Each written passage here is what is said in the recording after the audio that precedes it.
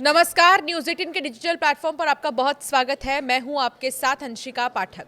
साल 2025 खत्म होने में अब चंद दिन बाकी हैं और अगले सप्ताह 2026 आएगा तो सिर्फ नया साल ही नहीं बदलेगा बल्कि आपके आसपास बहुत सारी चीजें बदल जाएंगी। इसका सीधा असर आम आदमी की जिंदगी पर होगा। किसान से लेकर कर्मचारी और युवाओं से लेकर आम आदमी तक इस बदलाव का बखूबी असर देखेगा।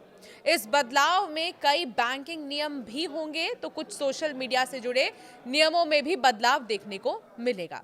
वैसे तो हर साल कुछ नए बदलाव होते ही रहते हैं, लेकिन इस बार साल 2026 अपने साथ कई बदलाव लेकर आ रहा है। सरकार लंबे समय से सोशल मीडिया और डाटा को लेकर गंभीर हो रही है और अब नए साल में सोशल मीडिया से जुड़े कुछ नियमों में भी बदलाव किए जाएंगे। इसी तरह बैंकिंग के नियम भी लगातार बदलते रहते हैं और इस बार भी जनवरी महीने से आपके बैंक कुछ नियमों में बदलाव करने जा रहे हैं। आइए एक नज़र डालते हैं इन बदलावों का आपकी जेब और जिंदगी पर क्या असर पड़ सकता है।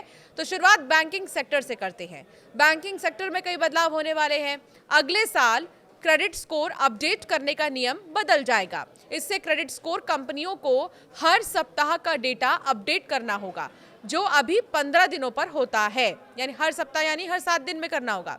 एसबीआई, पीएनबी, एचडीएफसी सहित तमाम बैंकों ने अपने लोन की ब्याज दरें घटाई हैं, जिसका असर नए साल में दिखेगा।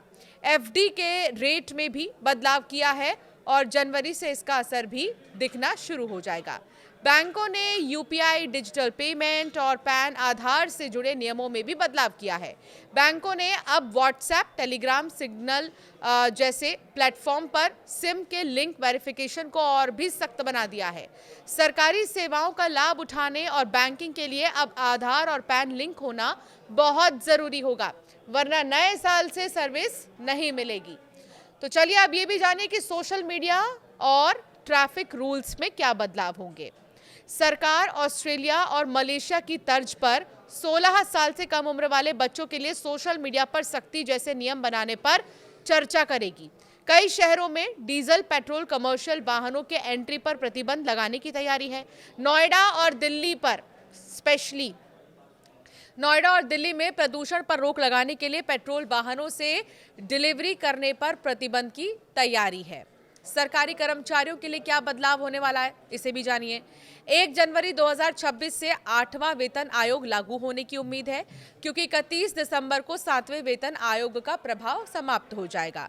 जनवरी से केंद्रीय और राज्यों के कर्मचारियों के महंगाई भत्ते में बढ़ोतरी होगी, जिससे उनकी सैलरी भी बढ़ जाएगी।